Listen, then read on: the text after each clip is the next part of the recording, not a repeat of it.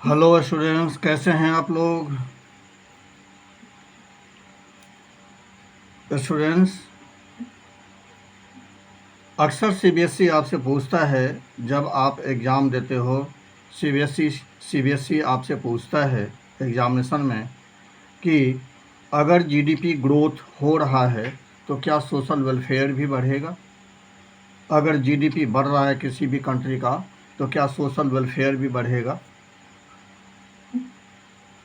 तो इन्हीं प्रश्नों का आंसर करने के लिए हम यहाँ सभी इकट्ठे हुए हैं। आप देख रहे हैं इकोनॉमिक्स क्लासेस ललित सर के साथ में। मैं हूं ललित सर। आइए इसी प्रश्न का आंसर सर्च करते हैं जो सीबीएसई आपसे पूछता है कि अगर जीडीपी ग्रोथ रेट अगर बढ़ रहा है बच्चों, तो आप हमें लॉजिक दीजिए कि क्या सोशल वेलफेयर भी बढ़ेगा। तो इस प्रश्न का आंसर पाने के लिए आप मेरे साथ वीडियो के अंत तक बने रहिए। आइए चलते हैं सीधे मेन पॉइंट पे, देखते हैं क्या होता है इसमें। बच्चों, सबसे पहले तो आप ये देखिए कि जीडीपी ग्रोथ रेट है क्या। Number one, what is GDP growth. What is GDP what is GDP growth. ठीक है, ये जीडीपी ग्रोथ क्या होता है बच्चों। इसका आंसर मैं आपको इस तरह से दे रहा हूँ कि आप एग्ज़ाम में भी लिख सकेंगे अच्छी तरह से। बच्चों, जीडीपी ग्रोथ का मतलब होता है growth of output level. Growth of output level, किसी भी कंट्री के आउटपुट लेवल में जो ग्रोथ होता है उसी का नाम है इकोनॉमिक्स में जीडीपी ग्रोथ। ठीक है, तो अब ये सवाल उठता है कि क्या अगर आउटपुट लेवल अगर बढ़ रहा है, ठीक है, क्या अगर आउटपुट लेवल बढ़ रहा है तो इसके साथ सोशल वेलफेयर भी लोगों का बढ़ेगा क्या। उस कंट्री का सोशल वेलफेयर भी बढ़ेगा क्या। तो मेरे प्यारे बच्चों, इसका आंसर यही है कि अगर जीडीपी ग्रोथ रेट बढ़ रहा है तो सोशल वेलफेयर जो होगा वह नहीं भी बढ़ सकता है।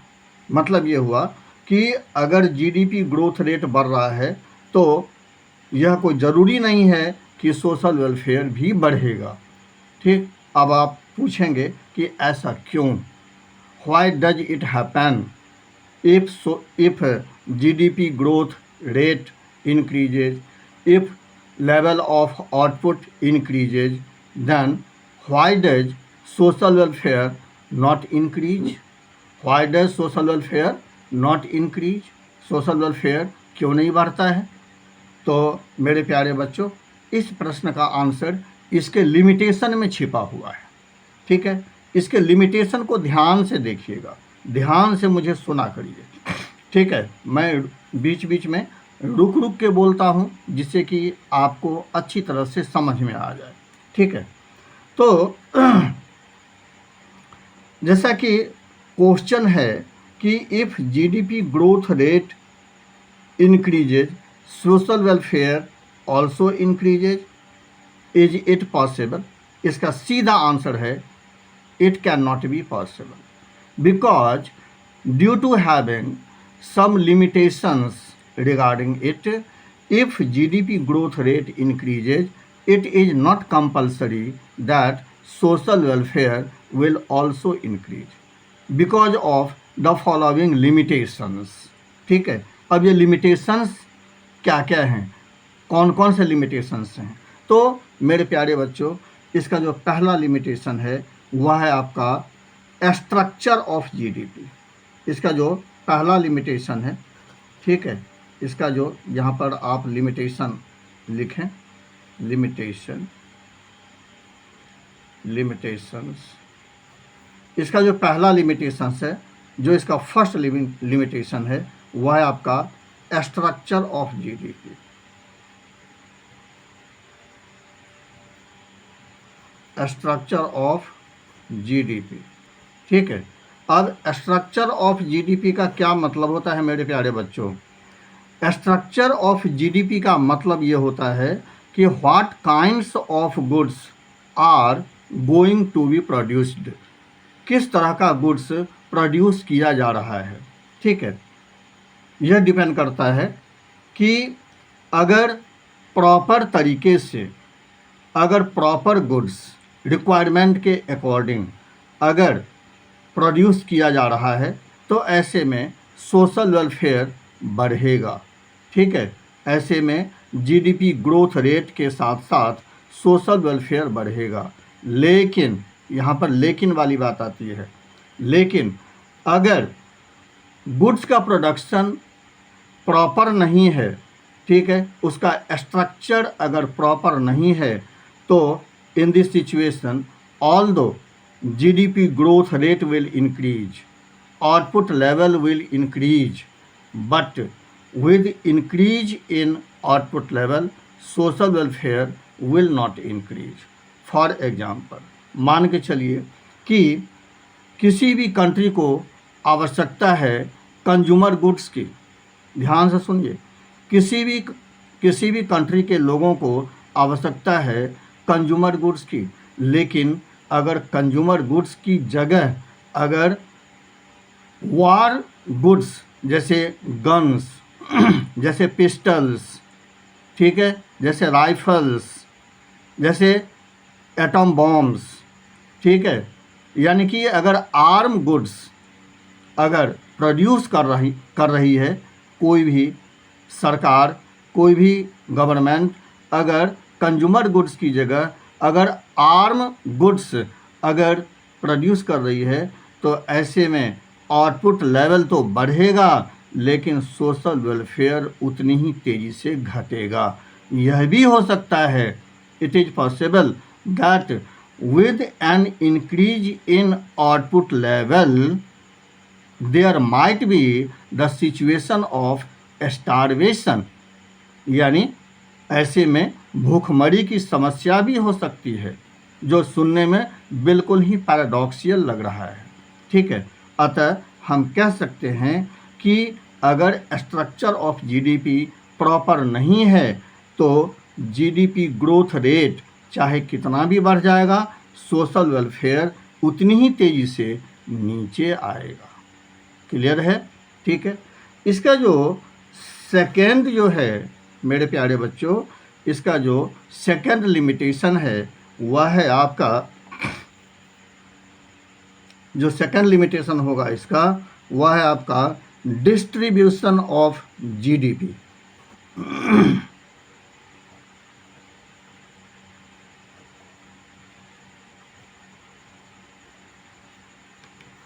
डिस्ट्रीब्यूशन ऑफ जीडीपी, ठीक है, जो सोशल वेलफेयर का स्ट्रक्चर है, जो सोशल वेलफेयर का स्ट्रक्चर है वह डिस्ट्रीब्यूशन के पैटर्न पे डिपेंड करता है। ठीक है, अगर किसी भी कंट्री का डिस्ट्रीब्यूशन सिस्टम अगर प्रॉपर नहीं है, ठीक है, तो ऐसे में जीडीपी ग्रोथ रेट तो होगा, यानी कि आउटपुट लेवल तो बढ़ेगा, लेकिन सोशल वेलफेयर उतनी ही तेज़ी से नीचे आएगा। एग्जाम्पल के लिए मान के चलिए कि किसी भी तरह का गुड्स, चाहे वह प्रोड्यूसर गुड्स हो चाहे वह कंज्यूमर गुड्स हो, इनका इसका प्रोडक्शन होता है। इसका क्या होता है, मान के चलिए गवर्नमेंट के द्वारा प्रोडक्शन किया जाता है, लेकिन यहाँ पर हमें सतर्क होकर के यह देखना है कि अगर प्रोडक्शन के साथ साथ अगर डिस्ट्रीब्यूशन का जो सिस्टम है अगर वह प्रॉपर नहीं है, तो ऐसे में जीडीपी ग्रोथ रेट तो बढ़ेगा, आउटपुट लेवल भी बढ़ेगा, ठीक है, लेकिन जो सोशल वेलफेयर है वह नहीं बढ़ेगा बल्कि वह कम होगा।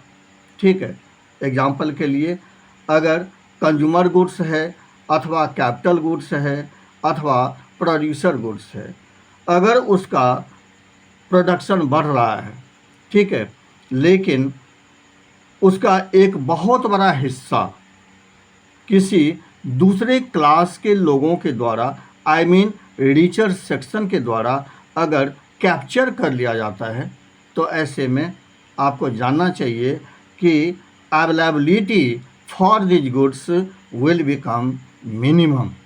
ठीक है, इसकी जो अवेलेबिलिटी है वह बिल्कुल ही मिनिमम हो जाएगी, यानी कि लोगों के लिए इस प्रकार का जो गुड्स है वह मार्केट में अवेलेबल नहीं हो पाएगा, क्योंकि इसका बहुत बड़ा हिस्सा कैप्चर करके रख लिया गया है। ठीक है, स्टोर करके रख लिया गया है। ठीक है, तो इस तरह से जो प्रोडक्शन है वह तो बढ़ेगा। ठीक है, प्रोडक्शन भी बढ़ेगा, जो आउटपुट लेवल है वह भी बढ़ता दिखाई पड़ेगा, लेकिन अवेलेबिलिटी के अभाव में, in absence of availability, these goods will not be available in the market for especially middle class of people and poor class of people।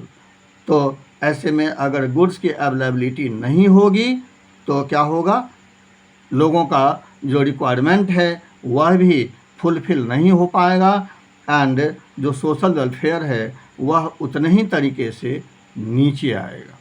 ठीक है, तो यह कहना ऐसे में कि GDP growth rate is increasing, output level is increasing, and with increase in GDP growth rate and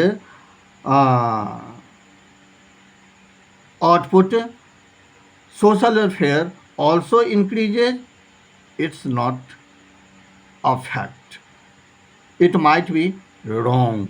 ठीक है, तो इस तरह से इसका जो सेकंड जो लिमिटेशन था वह था डिस्ट्रीब्यूशन ऑफ जीडीपी। अब आते हैं जो काफ़ी इम्पोर्टेंट है बच्चों। ठीक है, बहुत ही ज़्यादा इम्पोर्टेंट है, इसके बारे में अक्सर सीबीएसई पूछता है। ठीक है ना, तो इसका जो थर्ड जो लिमिटेशन है वह है एक्सटर्नलिटीज। एक्सटर्नलिटीज,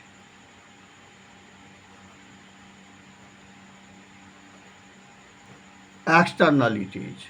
ठीक है, अब ये एक्सटर्नलिटीज क्या होती है सबसे पहले वो सुन लीजिए आप। ठीक है, क्योंकि बहुत से बच्चों को इसकी मीनिंग का पता नहीं है।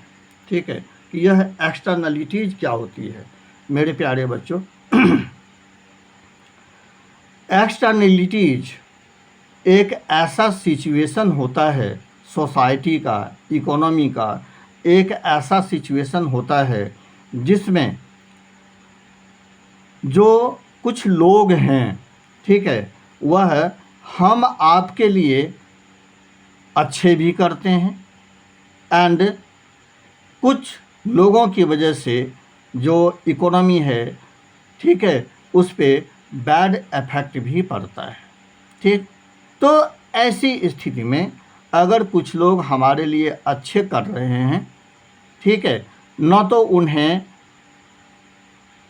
गिफ्ट दिया जाता है, न तो उन्हें उसकी कीमत दी जाती है, ठीक है, न तो उन्हें उसका अवार्ड दिया जाता है। ठीक, वहीं जो कुछ ऐसे लोग हैं जिनकी वजह से इकोनॉमी को नुकसान पहुंच रहा है, न तो उन्हें पनिश किया जाता है। ठीक है, इसी का नाम है एक्सटर्नलिटीज। यानी आप इसको इस तरह से डिफाइन कर सकते हैं प्यारे बच्चों कि externalities is a situation of the economy in which for good working man no any award is provided to them, in the same way for a bad working man no any punishment is made available। ठीक है, इसी का नाम है externality. अब यहाँ पर दो तरह के एक्सटर्नलिटीज होते हैं, एक होता है पॉजिटिव एक्सटर्नलिटीज, दूसरा होता है निगेटिव एक्सटर्नलिटीज। मेरे प्यारे बच्चों, पॉजिटिव एक्सटर्नलिटीज में हम उस सिचुएशन को लेते हैं जिसमें गुड वर्किंग मैन हैं जो हमारे लिए अच्छा करते हैं, ठीक है, उसको हम पॉजिटिव एक्सटर्नलिटीज़ के नाम। निगेटिव एक्सटर्नलिटीज़ वो सिचुएशन होता है जिसमें हमारे लिए जो कुछ भी वर्क किया जाता है, ठीक है, ऐसा लगता है कि वह हमारे लिए किया तो जा रहा है, हमें उससे बेनिफिट भी मिलता है, हमें उससे हमारा रिक्वायरमेंट भी पूरा होता है, लेकिन जितने मात्रा में, जिस रेशियो में पूरा होता है, उससे अधिक मात्रा में इनडायरेक्टली नुकसान होता है। यानी कि यहाँ भी आउटपुट लेवल बढ़ता हुआ तो दिखाई पड़ता है, लेकिन उसी डायरेक्शन में हमारा नुकसान भी बहुत ज़्यादा होता है। फॉर एग्ज़ाम्पल, अब मैं आपको एग्ज़ाम्पल देता हूँ। मान के चलिए कि बहुत सारी ऐसी फैक्ट्रियाँ हैं, ठीक है, जो कहाँ लगाई गई हैं। बहुत सारे ऐसे प्रोडक्शन यूनिट्स हैं जो कहाँ लगाए गए हैं, आपको पता है कहाँ लगाए गए हैं? ये जितने भी प्लांट्स हैं, ठीक है, they are established of rivers, ठीक है, ये रिवर्स के किनारे लगाए गए हैं, बैंक के किनारे लगाए गए हैं, उनके बैंक पे लगाए गए हैं, ठीक है, उनके मुहाने पे लगाए गए हैं, यानी कि नदी के किनारे किनारे लगाए गए हैं। आप कानपुर में चले जाइए, ठीक है, आप दिल्ली चले जाइए, आप मुंबई चले जाइए, आप कोलकाता चले जाइए, बेल्ट हैं, यहाँ पर आपको बच्चों साफ देखने को मिलेगा कि जितने भी तरह के ये इंडस्ट्रीज लगे हुए हैं, they are situated just on the bank of any of the river, ठीक है, कोई गंगा नदी के किनारे है, तो कोई यमुना नदी के किनारे है, तो कोई हुगली नदी के किनारे है, ठीक है, कोई समुंदर के किनारे है, कुछ इस तरह से है। तो मेरे प्यारे बच्चों, आप इस बात को समझ लीजिए कि ये जितने भी प्रोडक्शन यूनिट्स हैं, no doubt they are producing a lot for our betterment, no doubt at all, ठीक है, ये हमारे लिए बहुत ही ज़्यादा मेहनत करते हैं, हमारे रिक्वायरमेंट के गुड्स को प्रोड्यूस करते हैं, नो डाउट एट ऑल, ठीक है, लेकिन वहीं दूसरी ओर ये जो प्रोडक्शन यूनिट्स हैं, ये अपनी केयरलेसनेस की वजह से ये कई गुना नुकसान भी पहुंचाते हैं। जैसे ये जितने भी वेस्ट मटेरियल हैं, इन्हीं नदी में, इन्हीं रिवर्स में रिलीज किया करते हैं, पॉइजनस लिक्विड रिलीज किया करते हैं, ठीक है, उसमें खुलेआम बहा दिया करते हैं। उसी प्रकार से अच्छा, जब ये जो है जब नदियों में रिलीज किया जाता है तो आपको पता है इससे कितना बड़ा नुकसान होता है। वाटर पॉल्यूशन को 100% तक बढ़ा देते हैं, ठीक है, इससे न केवल उसमें रहने वाले जो उनको नुकसान होता है, बल्कि हम लोग भी तो जो ड्रिंकिंग वाटर की जो तलाश करते हैं वो अब रिवर से ही कर रहे हैं, ठीक है, रिवर के वाटर को ही एंड हम आप उसका यूज कर रहे हैं ड्यू टू ग्रोइंग पॉपुलेशन। अगर ऐसा ना करें तो हम लोग तो प्यासे परेशान हो जाएंगे, ठीक है, हमारा आपका जीना मुश्किल हो जाएगा। एक ओर तो ये हमारे लिए प्रोडक्शन कर रहे हैं, लेकिन दूसरी ओर ये हमारे ही पीने के पानी कर रहे हैं, पॉल्यूटेड कर रहे हैं, ठीक है। तो एक ओर तो हमारी आवश्यकताओं की पूर्ति कर रहे हैं, ठीक है, फुलफिलमेंट कर रहे हैं, वहीं दूसरी ओर ये हमारे कंजम्पशन, ये हमारे हेल्थ स्ट्रक्चर को भी बैडली ये अफेक्ट कर रहे हैं, ठीक है। उसी प्रकार से ये तो हुआ liquid gases, poisonous liquid gases की बात। ठीक है, या पॉइजनस लिक्विड मटेरियल्स की बात। अब यहाँ पर जैसा कि मैंने अभी अभी जो गैसेस की बात की, तो पॉइजनस गैसेस भी ये बहुत बड़ी मात्रा में कहाँ करते हैं रिलीज? ओपन एटमॉस्फेयर में ये रिलीज करते हैं। इसका रिजल्ट क्या होता है? इसका रिजल्ट ये होता है कि जो ओजोन लेयर उसको बहुत ज़्यादा नुकसान पहुंच रहा है। ठीक है, जो ग्लोबल वार्मिंग है उसकी समस्या बढ़ती जा रही है। इन दिनों कितनी गर्मी पड़ रही है, आप इवनिंग के टाइम भी जो मरकरी है, जो टेम्परेचर का पारा है, वह 45 डिग्री पे आके रुका हुआ है। ठीक है, तो इस तरह से सोचा है कि ऐसा क्यों होता है? ऐसा इस वजह से होता है क्योंकि एयर पॉल्यूशन अपने हद कर चुका है। ठीक है, ये जितने भी जो प्रोडक्शन यूनिट्स हैं, इनकी वजह से जो पॉइजनस गैसेस हैं वो एटमॉस्फेयर को बैडली पॉल्यूट करता है। ठीक है, जो टेम्परेचर है वह डे टू डे वह बढ़ता जा रहा है। ठीक है, जो क्रिएचर इस टेम्परेचर को बर्दाश्त नहीं कर पाते हैं तो उनका एग्जिस्टेंस ही समाप्त हो जाता है।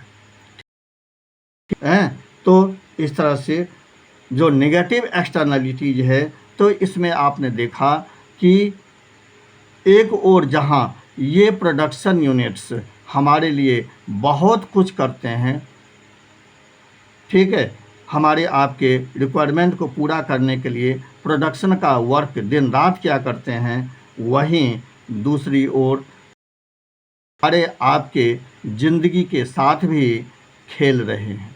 ठीक है, तो इसी का नाम है नेगेटिव एक्सटर्नलिटीज। और ऐसे में आप कह सकते हैं कि जब ये प्रोडक्शन यूनिट्स प्रोडक्शन करते हैं, आउटपुट लेवल बढ़ता है, हमारा रिक्वायरमेंट भी, लेकिन दूसरी ओर जो हमारी ज़िंदगी है, जो हमारा लाइफ एक्सपेक्टेंसी है, वह भी उतनी ही तेज़ी से नीचे जा रहा है, बीमारियों का शिकार हो रहे हैं।